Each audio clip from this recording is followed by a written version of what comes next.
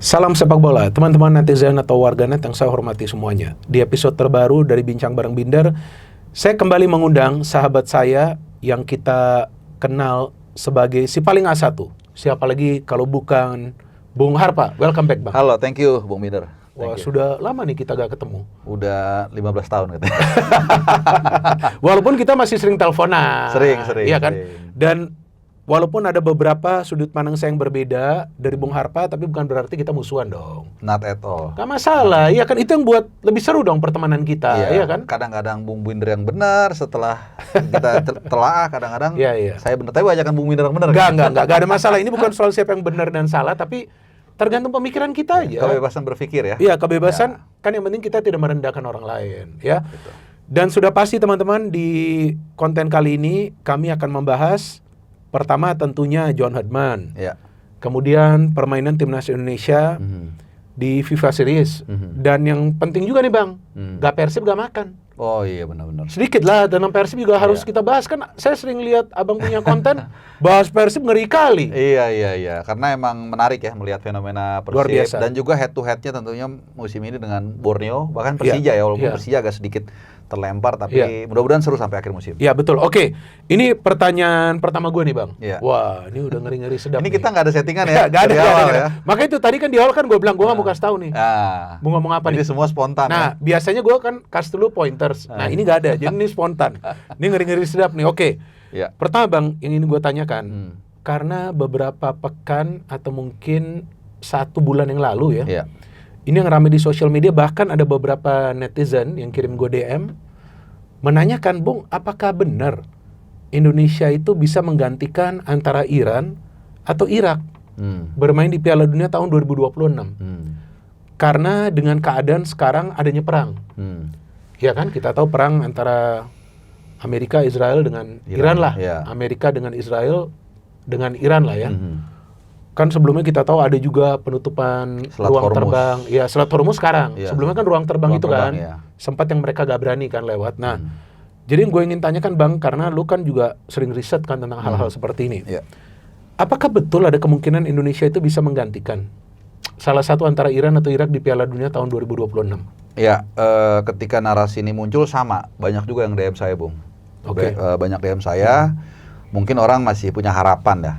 Tapi harapan itu kan mesti kita lihat masuk akal nggak sih?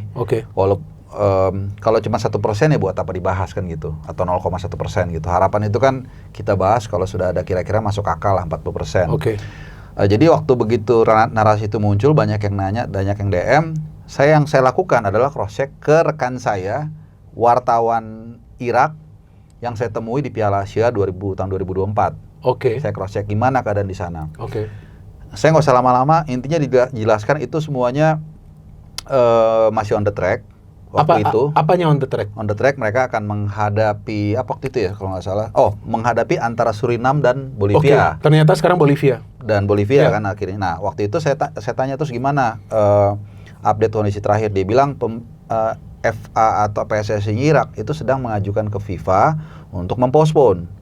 Postpone playoff-nya? Playoff-nya. Mungkin karena mereka harus lewat darat kan. Lewat darat ke negara terdekat, baru mereka bisa terbang. Negara terdekat itu kalau nggak salah yang bisa mereka jangkau itu Turki dan Saudi, kurang lebih seperti itu. Terus jauh dong itu dong? Jauh makanya. Dan lewat jalan daratnya kan juga kondisinya nggak nyaman kan. Dalam kondisi eskalasi yang kita tahu lah.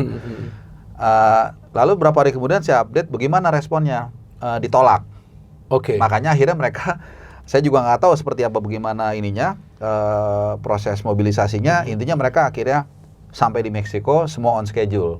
Dan mungkin saat ini kita berbicara atau malam ini itu mereka akan segera menghadapi Bolivia untuk memperebutkan satu tiket. Nah, satu lagi itu Iran. Iran memang ada kemungkinan untuk withdraw. Sempat mereka menyatakan walaupun FIFA mengatakan jangan. Nah, saya bilang gini, lah, anggaplah Iran batal. Ya kan, Iran batal. Kalaupun dia batal, itu penggantinya itu antara UEA atau Oman kalau saya nggak salah. Oman yang di grup mereka? Iya, pokoknya kita itu intinya di urutan terakhir. Kita di urutan terakhir. Nah, bagaimana Kalau UAE sama Oman itu kacau, saya bilang ini udah kacau semua, jangan-jangan Piala Dunia juga nggak digelar gitu. Bisa jadi, ada kemungkinan. Iya, kalau kacau semua. Iya, kalau udah sampai mereka pun nggak bisa, ya apalagi kita kan gitu. Jadi maksud saya cuma ingin mendudukan narasi orang itu supaya harapan itu orang tidak diberikan harapan palsu gitu. Karena saya cross check langsung. Jadi lebih baik kita fokus ke tim nasional kita. Betul. Waktu itu kan masih belum FIFA Series, nanti ada Juni juga ada FIFA Matchday, sampai nanti AFF checkpoint pertama yang penting, baru nanti loncat lagi ke AFC. Mendingan kita fokus ke situ deh. Betul.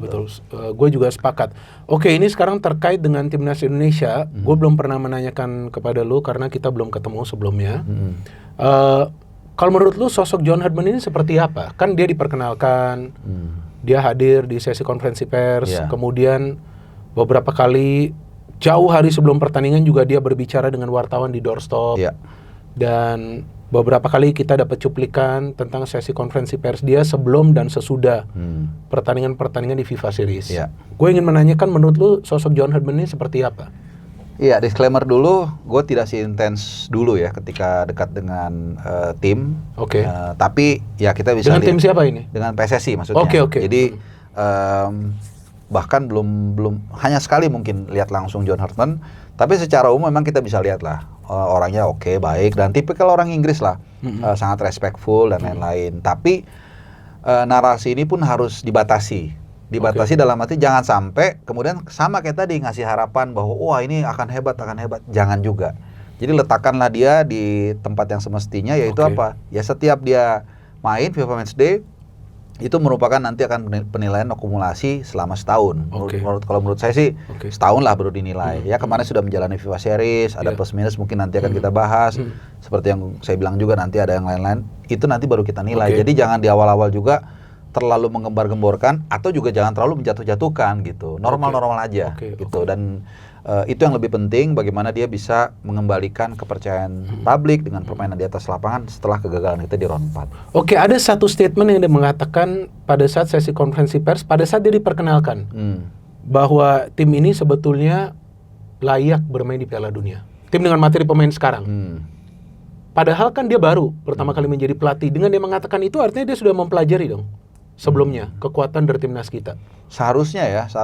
Cuman kalau menurut saya sih itu kan masih lama ya. Ya, kualifikasi masih lama, kita belum tahu juga. Bahkan Piala Dunia 2026 aja belum main gitu. Betul. Menurut saya sih agak kecepatan ngomong sana.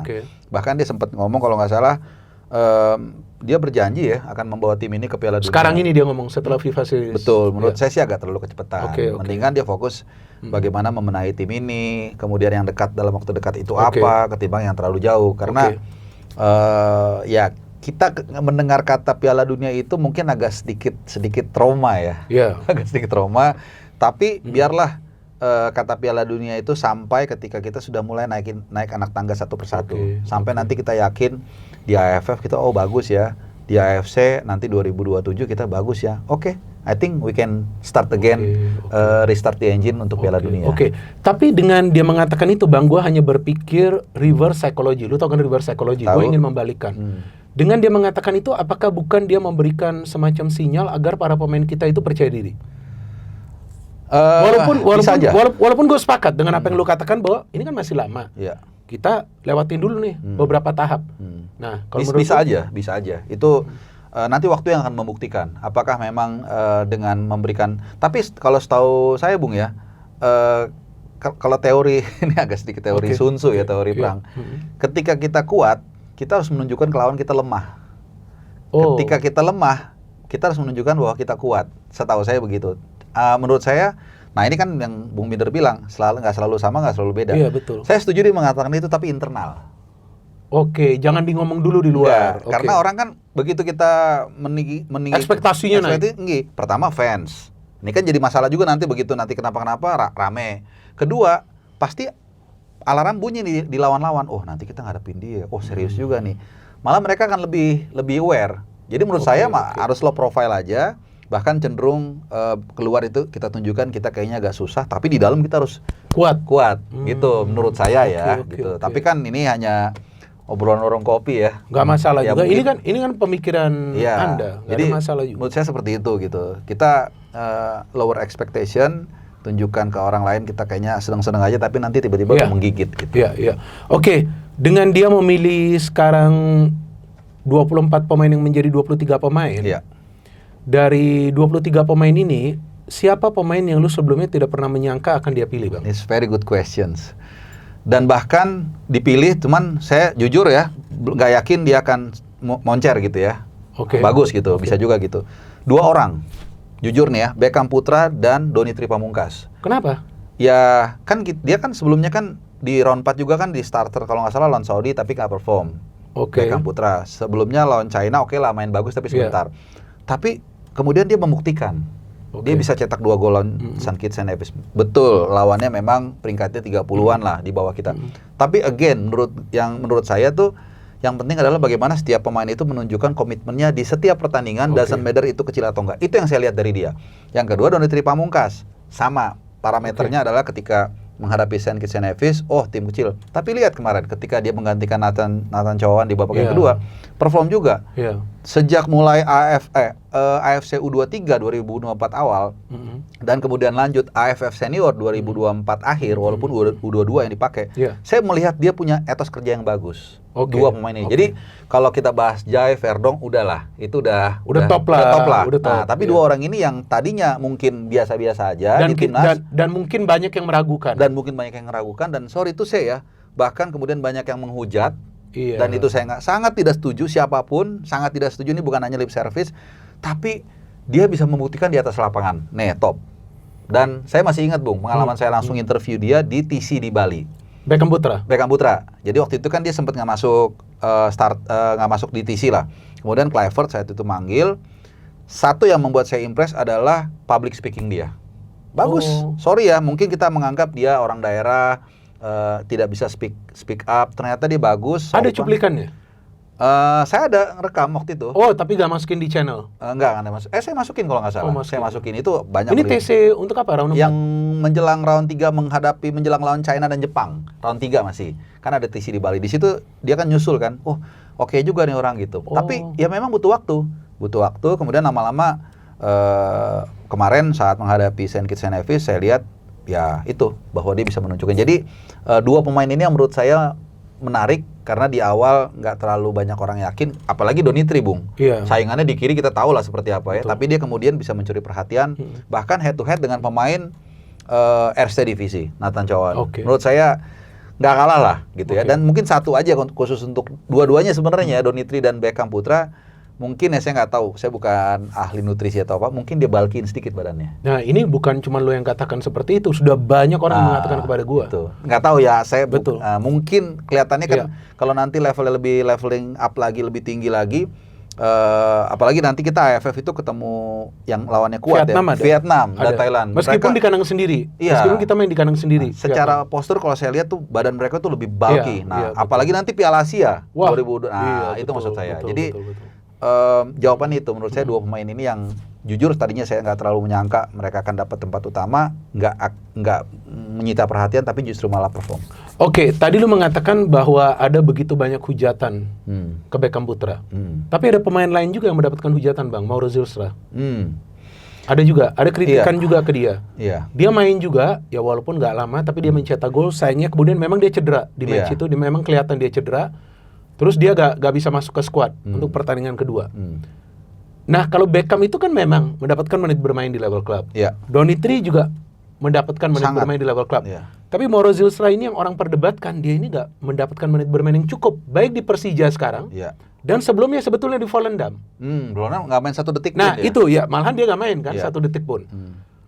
Kok John Herdman masih memilih Mauro Zylstra? Kalau alasan gua, ini menurut pemikiran gua, karena dia sebelumnya pernah membela timnas. Jadi diharapkan chemistry-nya bisa cepat menyatu dengan para pemain lain. Kalau pemikiran lu seperti apa? Honestly, ini bedakan kritik dengan hujat ya. Nah ini kita mungkin sekarang lagi mengkritik, saya lah mengkritik. Menurut saya, kalau disuruh memilih ya, nggak tahu mungkin teman-teman beda atau sama. Kalau lu dapat pilihan lah. Ya saya pasti memilih Ezra. Even saya menaruh posisi 2 Hoki Caraka. Karena secara gaya bermain, skill dasar Hoki Caraka itu juga bagus. Ini kita bukan bicara Ezra dulu nih, Hoki. Dan dia kalau nggak salah 3 atau 4 gol bersama Persita Tangerang. 4. Dibandingkan Zylstra yang baru main 2 kali, itu pun tidak starter dan tidak mencetak gol sama sekali. Dan kurang bagus juga main. Dan kurang bagus juga gitu. Sekali lagi ini bukan menghujat ya. Ya ini kritikan. Kritikan gitu. Bahkan uniknya ketika Zijlstra cedera pun yang ditarik masuk itu Jens Raven. Saya berpikir tadi maybe this is time for Ezra Walian dan Hoki Caraka. Tapi Jens Raven juga lagi gak mendapatkan tempat juga itu yang. Tapi saya tahu pasti netizen mengatakan ya itu pelatih lebih tahu segala macam. Ya kita kan dari sudut penonton ya pengen berpendapat. Tapi saya rasa agak anomali sih. Maksudnya instead memberikan kesempatan bagi pemain yang paling subur di BRI Super League, pemain timnas, tapi malah dia tidak dipanggil dan memanggil pemain yang starter sekalipun belum, apalagi mencetak gol, apalagi mendapatkan assist. Ezra itu kalau nggak salah 13 kali dia terlibat gol, assist dan gol langsung. Dengan gol, kurang lebih seperti itu. Jadi ya saya nggak tahu gitu. Oke, perdebatannya seperti ini Bang tentang Ezra yang gue juga jelaskan bahwa terakhir dia bermain itu kalau nggak salah 2021 di timnas. Iya betul. Untuk Piala AFF. Yang dia bermain bermain. Di final dia masuk ke skuad tapi dia nggak main. Posisi Ezra sekarang sudah berubah Bang, bukan lagi striker. Samping. Mainnya agak di samping. Jadi ketika dia bermain di samping kan itu sudah penuh Bang posisinya. Ini Ezra dulu nanti kita bahas Hoki. Ini Ezra dulu begini. Gue bukan ingin mengatakan bahwa wah Ezra galak, enggak.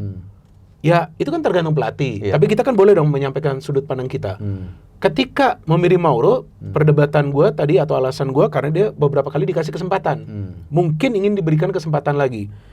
Ezra gak dipanggil karena terakhir dia bermain sudah lama 2021 di timnas ya. Iya di timnas. Dan sekarang dia tidak bermain lagi sebagai number 9. Dia sudah bermain di posisi wide yang bagus. Ini bukan musim ini, musim lalu pun dia oke, tapi gak seproduktif musim ini. Itu yang menurut gua mungkin menjadi alasan bagi John Herdman walaupun pintunya tidak tertutup. Nah, ketika sudah ada banyak pemain di kiri dan kanan seperti ada Ole yang bisa bermain di kanan, ada Ragnar, ada Beckham Putra, terus ada juga ya siapalah dia bisa pasang di sana. Ramadan bahkan bermain di kanan tuh, first match ya kan. Jadi dia tidak memilih Ezra. Kemudian Hoki, kalau menurut gua, Hoki dengan Ramadan ini 11-12 Bang di timnas. Ini kalau menurut gua. Mungkin gua salah. Jadi karena Hoki juga sebenarnya lebih bagus main di kanan di Persita daripada number 9, dia pilih Ramadan Sananta untuk bermain sebagai number 9. Tapi di antara Hoki dan juga Ezra dan Ramadan. Nah ini 3 pemain. Kalau lu kan tadi antara 2 pemain. Kalau gue disuruh pilih antara 3 pemain ini, pilihan pertama gue sudah pasti Ezra. Iya Ezra. Walaupun dia mainnya di posisi wide. Tapi dia bisa juga bermain sebagai striker palsu di tengah. Betul. Kasih ruang bagi pemain lain dari sayap. Yang sekarang menjadi perdebatan yang sangat luas di sosial media, kenapa Ramadan Sananta diberikan tempat di match kedua lawan Bulgaria. Nah betul, itu kuncinya. Kalau di situ kita ketemu tuh Bung. Jadi pertandingan pertama oke lah, lawannya St. Kitts and Nevis, nggak ada masalah. Pertandingan kedua, kalau kita berpikir dari cara pemikiran John Herdman, ini ilustrasi saya, dia ingin kasih kesempatan kepada Ramadan Sananta untuk membuktikan kepada publik bahwa prove them wrong gitu. Tapi menurut saya momennya kurang tepat karena lawannya semakin berat, yaitu Bulgaria, dan kedua dia diturunkan sejak menit pertama, itu pressurize dia pasti. Kalau menurut saya harusnya you stay, tenang. Nanti kalau semua nggak jalan, kita perlu gol, lu masuk 10 menit terakhir. Jadi center of attention-nya nggak di dia. Karena begitu kita dapat line up, semua orang salah satu yang paling bicarain itu Sananta. Betul. Ya jadi orang semua nungguin dia nih. Ini gambling. Sekali dia bisa golin, mungkin orang masuk, ternyata ini alasan John Herdman masukin dia. Tapi kan lawannya Bulgaria. Mereka pasti punya analis. Ini tim peringkat 80-an. Biasa ketemu Jerman, ketemu Itali, pasti kuat. Sebelumnya di kualifikasi ketemu Turki mereka. Ketemu Turki, walaupun memang di kualifikasi Piala Dunia terakhir kurang bagus. Tapi Bulgaria still Bulgaria, tim Eropa. Jadi itu yang saya bilang, menurut saya harusnya kalaupun dia pengen kasih kesempatan space waktu untuk si Ramadan Sananta, ada baiknya di babak 2 akhir, 10 menit terakhir, 15 menit terakhir. Jadi toh udah kalah, Ramadan Sananta dimasukin, kalaupun dia nggak gol ya udah nggak ada masalah gitu. Nah kemarin dia jadi agak kayak hampir nggak ngapa-ngapain kalau betul. Maka itu dia di awal babak kedua sudah diganti. Sudah diganti dengan Ivar Jenner. Selain juga sekarang kita tadi bicara soal Ezra, soal Hoki, soal Ramadan, Beckham Putra dan Donitri juga tadi lu sudah bahas. Ada satu pemain yang perlu kita bahas Bang. Siapa nih? Elkan Baggett. Oh, oke. Elkan Bagot ya. Gimana lu lihat performa dia di 2 pertandingan ini? Setelah dia terakhir main di Januari 2024. 28 Januari 2024 lawan Australia. Iya. Di Qatar. Oke. Kebetulan saya interview dia juga. Itu pada saat match terakhir. Iya, match terakhir ya. Dia kalau nggak salah sempat dijadiin striker di terakhir. Iya, betul. Kalau nggak salah ya. Betul, saya tanya sama Sintayong, ternyata emang dalam sesi latihan dia suka dicoba untuk jadi striker kalau mentok. Nah, Elkan Bagot yang saya lihat memang sekali lagi ini baru 2 pertandingan setelah 2 tahun di absen. Ya pasti ada sedikit nervous mungkin ya. Tapi pertandingan pertama dia terlihat sangat motivated. Ya mungkin rekonsiliasi ini membuat dia membuncah kembali blossom psikisnya. Dan seperti yang kita, kalau nggak salah kita sempat bahas, saya lupa, ada peran John Hartman kemungkinan besar gitu loh. Nah, kita nganalisanya. Atau kita ditelepon, saya lupa. Telepon. Kenapa? Ya ini kan orang Inggris, John Hartman. Elkan Bagot kalau nggak salah ada darah Inggris. Ada. Bahasanya secara kultur mirip. Betul. Ya jadi mungkin lebih enak, dapet lah. Jadi ya udah yang lalu biarlah berlalu, dia bisa kembali lagi. Secara naluri kalau saya di posisi Elkan Bagot, saya akan respectnya lebih kepada si John Hartman karena dalam tanda kutip you save my career. You approach me, you contacted me, itu kan satu respect yang luar biasa. Makanya lawan St. Kitts and Nevis dia kelihatan sangat termotivasi. Tapi again, itu baru satu pertandingan, lawannya juga relatif mudah, 30-an strip di bawah kita. Dan yang kedua, lawan Bulgaria dia main baru babak kedua. Iya, dan pada saat dia main babak kedua, Bang, dia bisa kasih 2 umpan kunci yang menciptakan peluang. Yang hampir gol, Ole dan juga si Rizky Ridho. Artinya Elkan Bagot ini juga pemain yang sebetulnya memang penting bagi timnas kita, Bang. Betul. Karena kita lihat ya, Ole Romani, Elkan Bagot, dua-duanya main di kasta kedua sepak bola Liga Inggris. Elkan Bagot bukan dipinjemin di Ipswich. Masih di Ipswich. Kemarin masuk DSP loh. Masuk DSP tapi nggak main. Jadi begitu dia diumumkan ke timnas, langsung ada di DSP dia weekendnya. Tapi belum rezeki, belum main. Nah, yang saya mau bilang adalah ada di sisi lain ini mungkin loophole ya. 2 pemain yang di DSP di Championship Division nggak main, Ole juga struggling, bahkan papan bawah jarang main, tapi buat kita sesuatu yang luar biasa. Nah, poin saya begitu, Bu. Jadi di satu sisi kita senang dengan kehadiran mereka, tapi kita dikasih tahu bahwa ini loh ada game yang cukup jauh kualitas kita. Jadi mungkin ini bisa dikaitkan dengan tadi target kita ke Piala Dunia. Saya rasa kita masih punya peluang ke arah sana, nggak jauh tapi juga nggak terlalu gampang.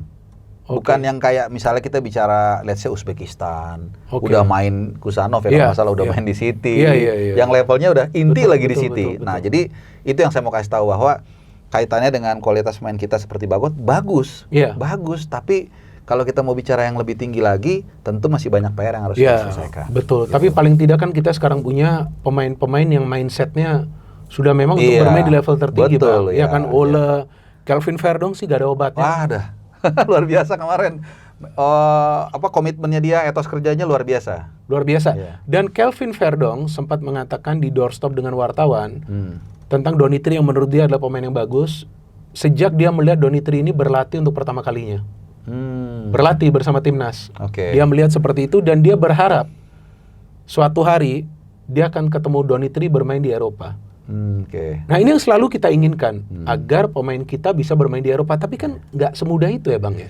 Iya, kalau itu betul, saya sepakat tidak semudah itu. Hanya mungkin Verdong hanya ingin memberikan vibes positif. Gitu. Saya percaya sih kata-kata itu ada energinya dan dia pun mungkin nggak peres-peres juga. Dia juga nggak akan muji kalau terlalu jauh lah levelnya. Jadi kalau dilihat, oh ini kayaknya orang oke nih, walaupun masih harus kerja keras, baru dia akan puji. Jadi itu memberikan dia semangat. Dan memang nggak mudah, malah kalau kita mau bicara jujur, banyak pemain dari luar negeri, abroad, pemain diaspora kita mau ke sini. Itu betul. Iya kan? Ya maksudnya atau udah ke sini kayak Ivan Jenner, Tom Hay dan salah. Jadi itu nggak mudah dan bahkan sekarang kita tahu gara-gara kasus di James kemarin kan, ternyata kalau non EU gajinya itu 12 miliar semusim. Ya itu sebentar, itu nanti pertanyaan gua akan datang. Ini sambil kita ngomong. Artinya kan tidak mudah. Iya, betul. Bukannya nggak suka, kita semua suka. Bahkan bangga banget tuh kayak Jepang ya, di mana-mana ada pemain itu. Korea juga sekarang udah banyak. Korea udah banyak. Pokoknya klub-klub di Belgia bahkan yang kasta keduanya banyak mereka. Kalau senang-senang cuman barrier itu banyak. Iya, betul. Oke, satu hal yang gue melihat menjadi kesulitan bagi John Hartman di FIFA Series ini, Bang, kita gak punya pemain kreatif di tengah. Iya, nah kalau bicara kehilangan pemain kreatif, saya langsung ingat kakak Ricky Kambuaya, Bung. Nah itu juga, kenapa gak dipanggil ya dia? Ya nggak tahu. Sekali lagi ini ya netizen ya hak pelatih. Cuman ya kita lagi-lagi diskusi nih. Di saat seperti itu, saya langsung kebayang tuh aksi-aksi dia yang meliak-liuk segala macem, holding the ball-nya bagus segala macem. Jadi kangen dia gitu loh. Kecuali ada Tom Hai ya. Kalau Tom Hai mungkin persoalan selesai. Tapi ketika nggak ada Tom Hai, ya pemain kreatif akhirnya kemarin sih kalau kita lihat dipikul sama Verdong. Cuman Verdong kan naluri walaupun dia sebagai DM bagus, tapi naluri dia sehari-hari atau seminggu-minggu bersama Lille itu kan main di sisi kiri kan. Iya betul. Jadi beda dengan pemain yang memang seperti Tom Hai ataupun Ricky Kambuaya yang memang setiap saban weekend main sebagai gelandang kreatif gitu. Dan Marcelino, apa kabarnya Marcelino? Masih terakhir sih update-nya masih recovery. Balik ke Oxford United untuk recovery. Ya kita nggak tahu sih, kangen juga ngeliat. Iya betul, karena Marcelino itu pemain yang penting dan untuk pertandingan-pertandingan seperti melawan Bulgaria, pemain seperti dia itu penting ya kan. Kita ketika dia bisa masuk di antara para pemain tim lawan, cari ruang gitu untuk mencetak gol. Oke, di pertandingan pertama lawan Saint Kitts and Nevis, timnas kita kalau menurut gua, mungkin gua salah, silakan lu boleh koreksi, teman-teman juga boleh koreksi. Timnas kita menciptakan total 7 peluang on target. Bisa mencetak 4 gol. Ya, ini artinya kan conversion rate-nya ini kan bagus. Tapi lawan Bulgaria, memang Bulgaria kualitasnya bagus. Tapi Bulgarianya kan kelihatan nggak mau main. Maunya bertahan. Iya kan? Udah kelihatan banget tuh. Sesekali counter itu pun mereka hati-hati ya, mainnya sepak bola reaktif. Kok timnas kita sulit banget menciptakan peluang, dan kalau dari hitungan gue hanya 2 peluang yang berbahaya, yang dari Ola dan juga Rizky Ridho. Dari Rizky Ridho. Selain juga absennya pemain kreatif di timnas kita, apa menurut lo yang menjadi faktor kesulitan untuk creating chances? Jadi kalau ada yang mengatakan sulit finishing, ya peluangnya juga cuma 2. Oke. Terakhir kali kita cetak gol dari open play itu di luar tim kecil ya, itu waktu lawan Bahrain.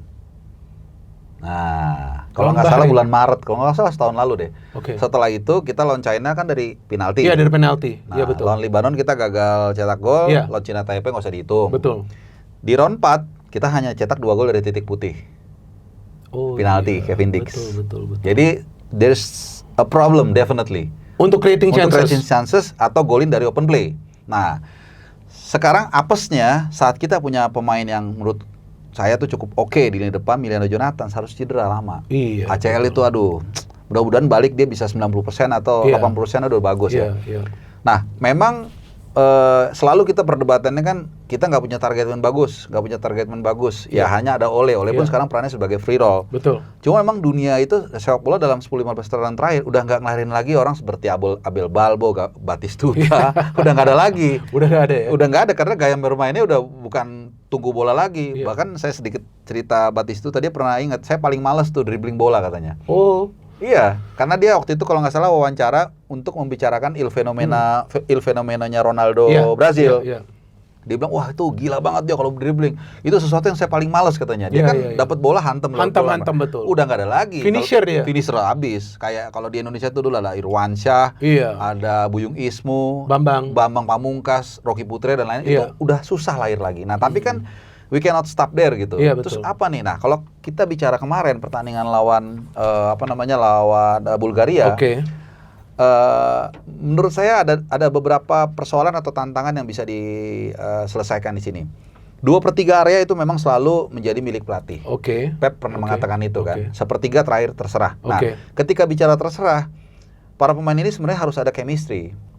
Karena itu udah lebih improvisasi kan, udah kenal sama saya misalnya mana Bobo Binder, kalau udah kenal, oh saya tahu nih kalau dia udah mulai nyamping pasti dia mau sprint. Dari luar kepala itu. Itu kenapa di Barcelona enak banget sepertiga terakhir karena dia sejak di La Masia pun udah tinggal bareng, udah satu. Jadi udah ngerti lah. Nah, itu satu. Kita masalahnya adalah 5 bulan skip kemarin. 5 bulan kita nggak main.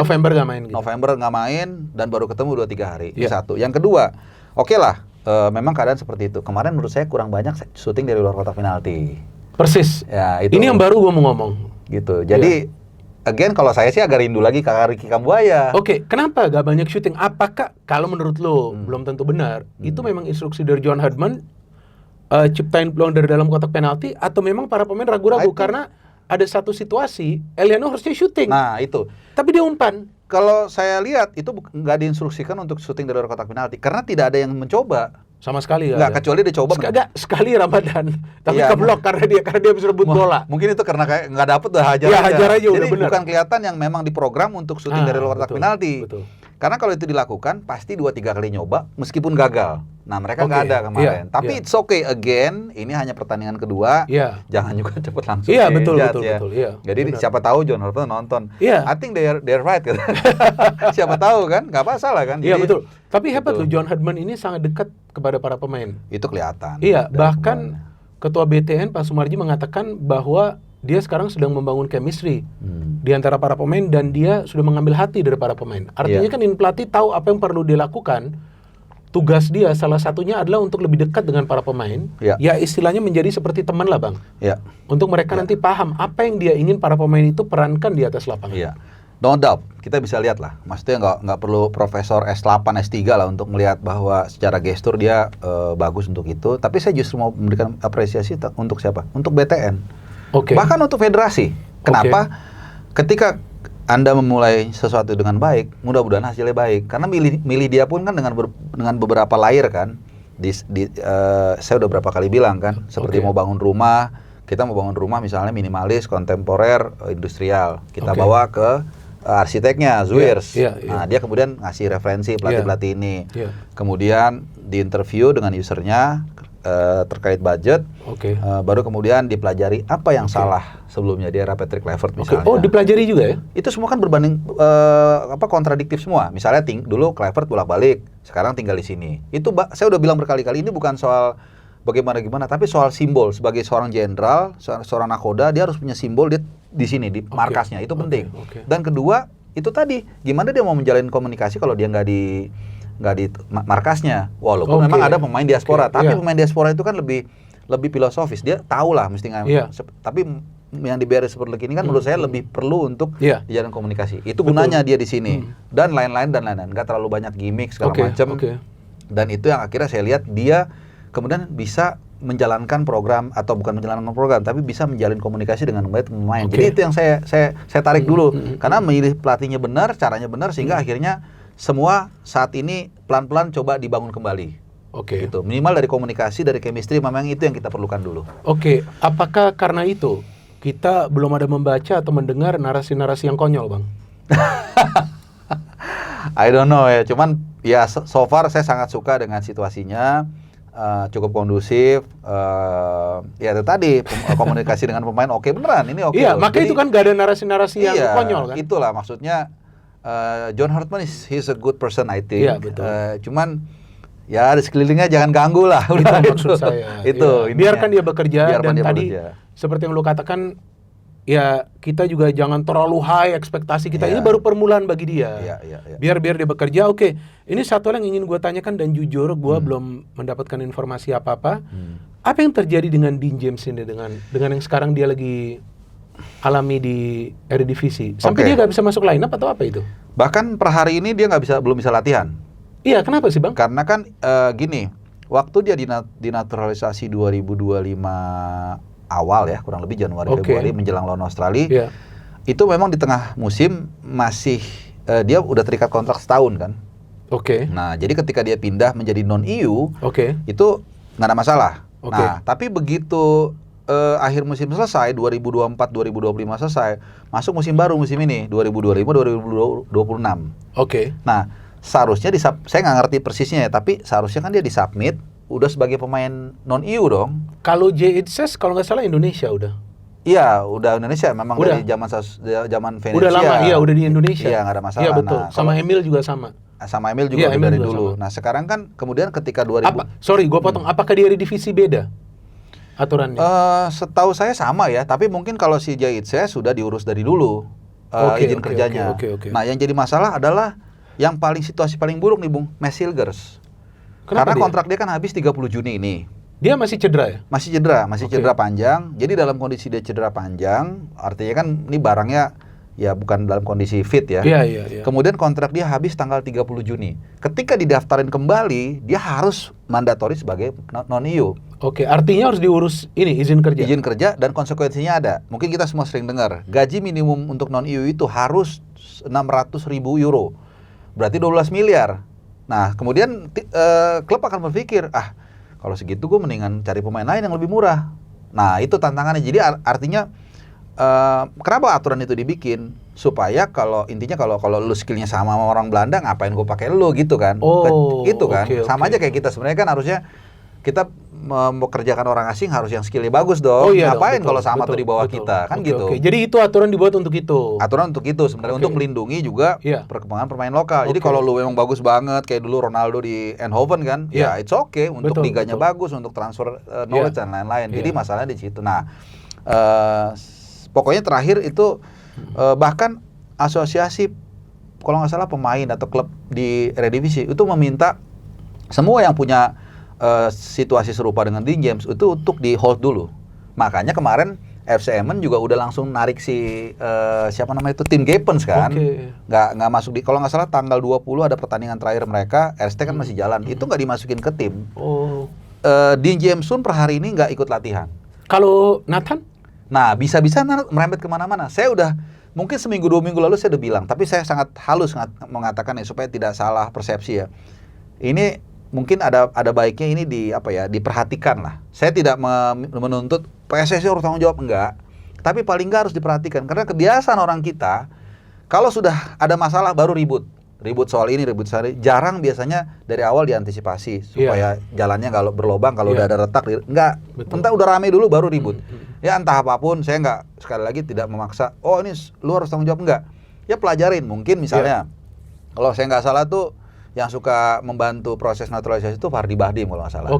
Bang Fardi Bahdim, ya mungkin tanya sama dia situasinya seperti apa yang bisa kita bantu kalau memang ada. Seperti itu kira-kira Bung. Kalau detail soal aspek hukumnya ya mungkin mereka yang lebih tahu. Tapi pasti harus diantisipasi sejak awal supaya jangan sampai mereka udah berjuang buat merah putih, tapi kemudian mereka terlantar di sana karena masalah izin kerja atau apapun itu. Iya, itu betul. Aja sih. Artinya harus ada bantuan lah, follow up bantuan itu, yang coba diberikan oleh federasi kita ya. Iya. Karena kan kita perlu pemain-pemain ini juga bermain reguler.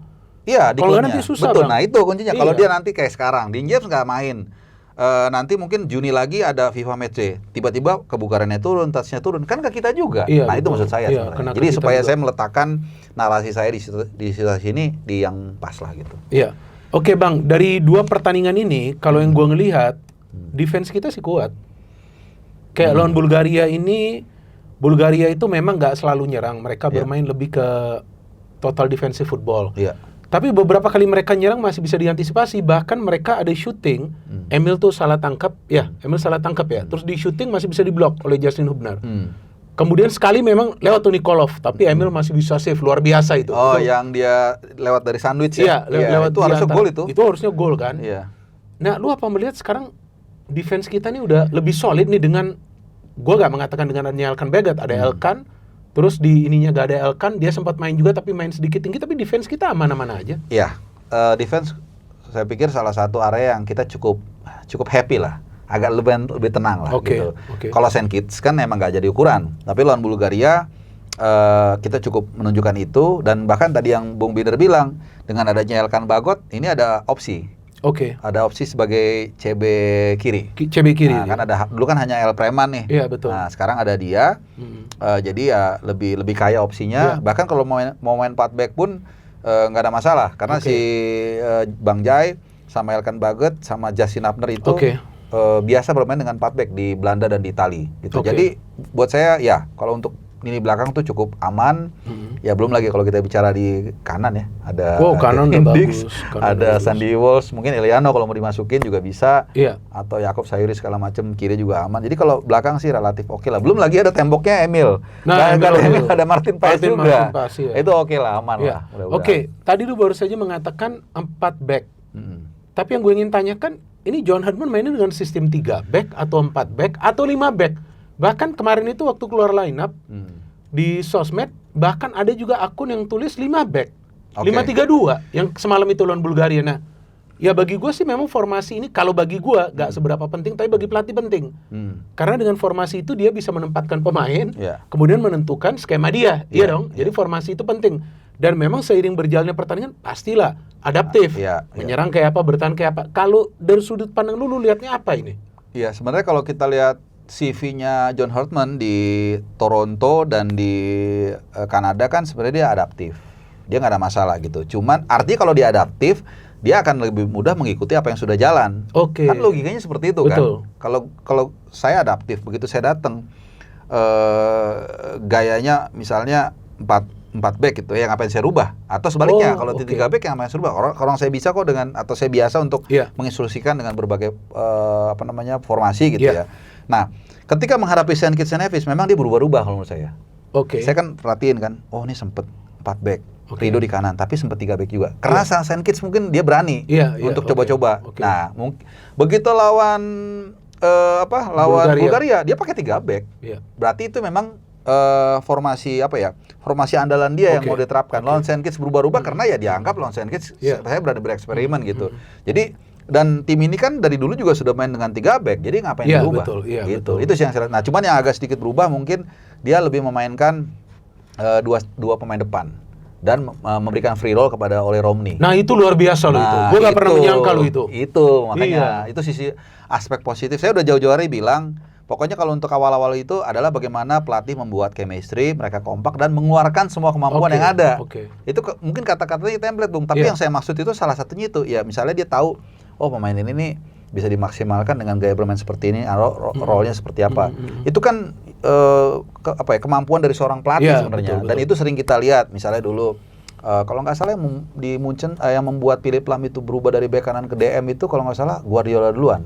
Kemudian di Munchen, kemudian diteruskan oleh Joachim Low di Jerman dan akhirnya juara. Banyak lah, Matthias Sammer juga dulu kalau nggak salah dari DM tapi jadi CB. Iya betul, jadi sweeper sempat. Jadi sweeper. Bergkamp dari target man jadi lebih turun segala macam. Itulah pengalaman dia mungkin yang bagus, kemudian dia bisa memaksimalkan pemain ini di posisi yang paling dia maksimal. Bang, dari 2 pertandingan ini kalau gue melihat timnas kita fokus dalam penguasaan bola untuk memproteksi bola. Jadi jangan salah pikir loh, bukan artinya penguasaan bola hanya untuk main-main bola. Di tengah gak seperti sebelumnya, master total football. Tapi gagal total ya? Gagal total ternyata, ya kan? Artinya menguasai bola untuk memproteksi bola dengan tujuan memberikan bola tuh ke depan, tapi bersabar. Tapi dia depan, terus susah kasih ke kotak penalti pemain tim lawan, belakang. Tapi dia mainin bolanya tuh enak banget. Bukan main di area sendiri.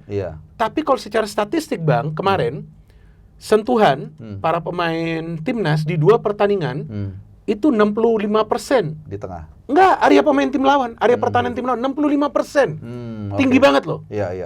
Ini bukan soal, artinya begini, build up dari belakang. Tapi kebanyakan mereka main itu di ruang pertahanan tim lawan. Artinya kan hebat itu. Artinya progressive passing kan.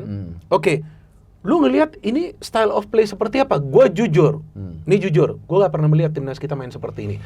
Main possession ada, tapi biasanya di ruang sendiri atau di tengah. Ini udah di pertahanan tim lawan, Bang. Cuman PR-nya itu sulit banget create chances. Kalau kita lihat runtunannya kan itu mulai ramai kan waktu kita lawan Lebanon tuh di Surabaya. Kita nguasain kalau nggak salah 80%. Gak ada gol. Peluangnya kalau nggak salah 1 atau 2. Dikit peluangnya. Malah Lebanon yang ada gol. Enggak ada. 0 shoot on goal kalau salah. Malah Lebanon serangan balik kan. Betul. Tapi sama Emil Laudaro kan.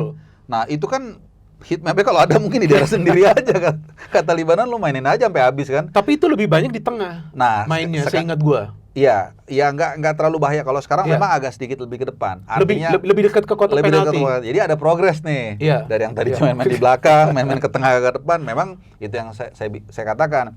Untuk sepertiga akhir itu perlu benar-benar chemistry yang kuat. Maka kita butuh waktu nih, Juni. Masalahnya nanti ketika AFF kita nggak bisa full tim nih. Kemungkinan besar hanya pemain lokal. John Hartman kalau nggak salah udah bilang hanya pemain lokal. Jadi tapi setelah itu ada 1-2 kali lagi FIFA Matchday, mungkin di situ dimaksimalkan untuk finishing di sepertiga akhir. Biar lebih bagus. Lebih bagus, entah gimana caranya ya. Dia kan udah lisensia pro Eropa, harusnya lebih tahu lah. Betul. Tapi kita bisa melihat dengan mata kepala telanjang bahwa memang progresif pressingnya udah lebih tinggi. Bagus, cuman memang ya itu tadi finishing akhirnya, umpan kunci terakhirnya itu yang memang belum. Betul. Ya, jadi itu mungkin PR-nya. Jadi itu PR-nya dari John Hartman. Ini terakhir gue ingin menanyakan tentang timnas. Tim kepelatihan dari timnas Indonesia, Bang. Nah, ini udah benar ini. Gue ngelihatnya kan. Ada dari Indonesia, ada dari Norwegia, ada dari Afrika Selatan, ada dari Belanda. Dan sesuai dengan kualifikasi mereka, ada mantan pemain yang baru saja pensiun dari Kanada itu. Yang pernah menjadi kapten tim dari Kanada, timnas putra pada saat Herdman melatih. Lu melihat tim kepelatihan saat ini seperti apa? Kata-kata tim kepelatihan tuh agak bikin trauma. Enggak, itu kan narasi konyol sebelumnya, sekarang kan nggak ada. Nah, ya kan? Yang kalau individu-individu yang asisten pelatih asing itu kita hanya bisa baca dari CV dia ya, which is bagus-bagus. Oke, dari track record. Iya, which is bagus-bagus. Walaupun tuh satu baru pensiun. Iya. Dan tapi itu, bagus, dia kan main di Piala Dunia. Iya, ada pengalaman berarti. Ada pengalaman. Kan. Yang saya senang itu tadi sama dengan narasi kita di awal bahwa kita belajar dari kekurangan kita di era Kluivert dalam menyusun pelatih, cara memilih sampai dengan asisten pelatihnya. Dulu kalau kita ingat, kalau nggak salah 15 sampai 18 asisten Kluivert itu tidak ada satupun orang Indonesia. Itu kesalahan terbesar karena bagaimana dia bisa menyebatani pikiran kearifan lokal dengan orang yang baru datang ke sini gitu. Itu panjang nih kalau mau bicara sejarah nih. Zaman dulu pun waktu Civil War di Amerika itu dia pakai orang lokal Indian untuk menjadi penduduk jalan, untuk memahami bahasa lokal, untuk memahami orang lokal di sana gitu. Ini kalau kita bicara filosofi. Nah, ini yang dilakukan John Herdman dengan merekrut orang lokal juga, termasuk juga Coach Nova kan? Iya, Coach Nova, kemudian Sofi Imam, ada 3 atau 4 lah orang ada lokal. 4. Nah, ini kan ada berarti kan transformasi informasi soal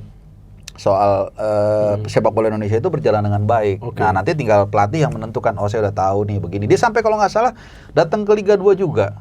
Datang. Ada satu match. Iya, Garuda Yaksa. Iya, dan ketika itu ada wartawan nanya kenapa datang. Dikira mau cari pemain. Iya. Saya cek tuh, Bung. Saya tanya salah seorang pemain lah, ada. Oke. Saya nggak usah. Iya. Itu John Herdman datang, ada yang mau diincar katanya. Nggak ada katanya. Dia memang mau lihat. Nah, itu mungkin masukan juga dari. Iya benar, dan yang gue dapat informasi baru gue dapat kemarin. Ini benar, gue belum share. Bukan dari angkasa ya? Enggak. Iya, ini dari luar angkasa lah, ngomong dari luar angkasa biar aman. Jadi rencana dia nanti dia mau lihat striker di Liga 2. Nah sih kan. Tapi tentu yang dia mau cek nanti striker yang produktif dan tim-tim yang kemungkinan akan promosi untuk Piala AFF. Nah, ini informasi terbaru nih. Itu kan. Dan dari luar angkasa, jadi udah gak tahu orangnya siapa. Jadi di teleponnya tuh pas sudah larut malam pakai telepon satelit. Ini benar. Dia lagi cari. Iya, artinya kan saya yakin sekali. Tapi siapa kita di Liga 2? Ya itu makanya. Apa dia yang tahu aja ini kayaknya? Pasti ada. Ya itu pasti kan dengan asisten pelatih yang orang Indonesia itu kan pasti mereka bergelut dengan Liga 1, Liga 2, Liga 3 bahkan. Liga pasti dia kasih masukan. Ya nanti kita bikin episode sendiri. Yang pasti saya senang melihat John Herdman ini memulai pekerjaannya dengan scratch pelan-pelan. Orangnya juga sangat simpatik, ya, walaupun jangan terlalu over ekspektasi dan jangan diganggu orang-orang di sekelilingnya, gitu sih. Benar. Respect. Kalau bahasa kerennya Bang, biarkan John Herdman memasak. Nah itu dia. Ya kan, tinggal nanti kita rasakan masakan dia, lezat, ya kan. Nah, kita semua happy, ya. Oke, timnas sudah kita bahas. Sekarang kalau gak Persib gak makan, biar stok beras kita juga aman Bang di rumah. Oke. Ini menarik, karena gue hanya ingin membahas singkat saja. Gak apa-apa. Karena kalau bagi gue Liga Indonesia Bang, musim ini sangat seru karena 3 tim yang punya peluang. Setuju. Ini secara matematis masih berpeluang semua. Sangat berpeluang 3 tim ini. Persija, number 3, sementara Borneo, kemudian Persib. Sisa match, sisa pertandingan ini 8 atau 9 gue lupa. Ya. Yang paling berat Bang, jadwalnya tuh Persib. Coba nanti lihat ya. Dia masih ketemu Persija bulan Mei kan? Masih Persija, terus masih melawan Bali United. Away juga ke Bali ya? Enggak, home Bali. Iya. Pokoknya dia masih berat lah. Dia punya perjalanan. Borneo kedua terberat. Iya. Kalau gue lihat Persija sebenarnya yang punya keuntungan secara jadwal karena di putaran kedua ini mereka lebih banyak di tuan rumah. Ya, lawan Persib pun tuan rumah nanti. Lawan Persib pun tuan rumah. Tapi kemarin gagal 2 kali menang. Lawan Dewa dan lawan Borneo itu kan kehilangan 4 poin. Cuma dapat 2 poin. Lu melihat peta persaingan di Liga 1 musim ini dengan 3 tim ini bersaing, apakah ini sesuatu yang lu duga sebelumnya atau ada tim yang lu sebelumnya feeling akan bersaing ternyata gak bisa bersaing Bang? Duga gak menduga ya. Yang gak duga itu adalah 3 tim sampai saat ini masih compete. Secara matematik masih mungkin. Ya kalau gue boleh berpendapat sih, yang pole position 2 itu mungkin Persib sama Borneo. Oke. Tapi poin agak sedikit terseok itu Persija agak sedikit karena memang 2 pertandingan terakhir dia kehilangan poin saat Persib dan Borneo imbang tuh. Nah itu. Nah cuman betul di satu sisi memang jadwal dia gampang dan dia mendatangkan pemain-pemain baru itu kan terlepas dari belum inti ya setelah Sen Patinama, Sirus Margono juga nggak tahu belum main. Ini kan berarti dia nggak mau kalah nih. Secara skyward dia akan mengatakan kepada Borneo dan Persib, kita nggak berhenti ganggu kalian. Kalau kalian lengah, kita akan makan. Betul. Itu menduga lah, agak menduga lah gitu. Borneo itu soalnya saya sempat ngomong sama Bang Popon, dia sangat pede waktu itu bilang. Begitu. Iya, dia bilang dia nggak jumlah kontraknya para pemain musim ini justru lebih rendah. Borneo? Iya, secara nilai. Jadi mereka pede kelihatan dan pemainnya kan nggak banyak berubah, mereka lebih solid. Lebih kompak gitu ya. Yang saya nggak menduga adalah Dewa United. Iya. Dewa United saya nggak menduga betul. Taise Marukawa, terus si Jaja terus Mesidoro, semua lah nih Kuiper segala macam itu kan bagus-bagus kan. Nah apa kira-kira menurut Bung Harpa faktornya Bung? Mungkin nggak ada chemistry-nya kurang ya. Chemistry kurang. Padahal stadionnya enak loh. Saya sering tuh. Udah sering nonton. Iya, Banten International Stadium saya suka. Mungkin juga dukungan fans juga hampir nggak ada kan? Iya, kurang juga. Pengaruh juga. Betul. Tapi lebih kepada chemistry sih. Karena kalau saya lihat dari segi pemain sebenarnya bagus. Mungkin dia katakanlah nggak posisi 1-2, tapi nggak seperti sekarang juga. Saya lupa kalau nggak salah papan tengah lah. Di awal-awal banyak kehilangan poin segala macem. Tapi saya sih berharap musim ini akan menjadi salah satu musim paling seru. May the best win. Tiga-tiga tim ini bisa bersaing dengan baik sampai akhir musim. Jadi kalaupun ada juaranya siapapun, mau Persib, mau Borneo, mau Persija, itu sampai pekan 34 kalau bisa, Bung. Oh, kalau feeling lu sampai pekan berapa? Kalau feeling gua sampai pekan 32. Feeling gua 32. Saya 33 sih kayaknya. Terakhir ya? Iya, terakhir. Kalau 34 sih kayaknya udah tahu ya juaranya. Mungkin 33. Ya antara 32 33 sih. Karena Borneo sama Persib nih gas terus kelihatannya. Gas terus. Iya. Dan memang kemarin itu waktu mereka main kayak udah final, Bang. Iya. Wah, ngeri banget itu benar-benar ya kan ketat banget lu berdua itu kayak kelihatan banget nggak mau kalah. Iya, seru memang. Kan banyak yang membicarakan tentang kemungkinan Persib bisa membuat sejarah hat-trick. Ya. Kalau lihat tim Persib musim ini seperti apa sih? Kalau menurut gue nih pemainnya udah top level dan ini sebetulnya materi pemain yang untuk Asia ini. Iya, di awal kan sebenarnya waktu dilepas semua tuh pemain-pemain bagus kayak Ciro, Franka, Tyron dan lain-lain kayak David da Silva, orang berpikir ini Bojan Hodak mau cuci gudang nih, mau refresh, mau pakai pemain yang lebih muda, lebih murah dan lain-lain. Tiba-tiba pak datang pemain-pemain bagus, Tom Hair, Renders, segala macem walaupun nggak semua jalan ya, William Barros segala macem. Tapi ternyata mereka serius juga nih ternyata. Ngegas terus. Ya sangat mengejutkan sih, dan mereka juga punya ambisi saat itu. Sayang gagal ya di ACL 2. Betul. Dan ini juga menjadi catatan juga, Bung. Maksudnya ternyata walaupun kita lihat Persib ya representasi salah satu klub paling bagus di Indonesia, tapi ketika menghadapi Ratchaburi juga berat juga. Berat juga. Sayang loh pada saat itu. Dan menurut saya sih waktu itu agak terlalu naif ketika kebobolan 3 kali di Ratchaburi. Mungkin kalau mereka saat itu kebobolan 1 gol, even 2 gol mungkin agak lebih mungkin. Karena di GBLA kan dia nggak pernah kalah kalau nggak salah. Betul. Selalu menang kan. Kalau di Liga selalu menang, kalau di ACL 2 nggak pernah kalah. Itu saya bilang kalau ngejar 3 agak berat. Kalau 2 atau 1 mungkin sangat mungkin ya. Apalagi atmosfernya sangat luar biasa. Tapi again ya secara kualitas mungkin mereka paling mahal ya, paling top ya. Paling mahal. Dan yang penting adalah mereka cukup bisa menciptakan kekompakan chemistry. Hanya mungkin di area depan lagi sih yang masih agak menjadi problem ya. Masih problem. Ini Bang, dari 3 tim yang bersaing, kalau dari segi persentase untuk 3 tim ini, pembagian persentase lu seperti apa? Yang punya peluang untuk menjadi juara ini kan ada 3 tim nih. Kalau 2 tim kan kita gampang 50-50, 55-45. Ini kan 3 tim dari 100%. Iya. Ya, ini hanya hitung-hitungan lu aja. Nomor 1 ya sesuai dengan posisinya Persib Bandung. Berapa persen? Dari 100. Ya kan 3 tim nih. 40. Terus 40%. Yang kedua? Terus Borneo itu 35%. Persija 25%. 25%. Ya. Tapi ini bisa fluktuatif ya. Pasti. Tergantung nanti sebentar lagi kan udah mulai lagi nih. Wah, rame ini. Makanya seneng juga sih ngikutin Liga 1 musim ini. Seru. Mungkin antara 3 tim itu sih kelihatannya memang sesuai urutannya. Iya betul, bahkan untuk Persib Bandung ini Bang, monetisasi dan juga algoritma yang di sosmed itu sama seperti ketika timnas kita hampir lolos ke World Cup.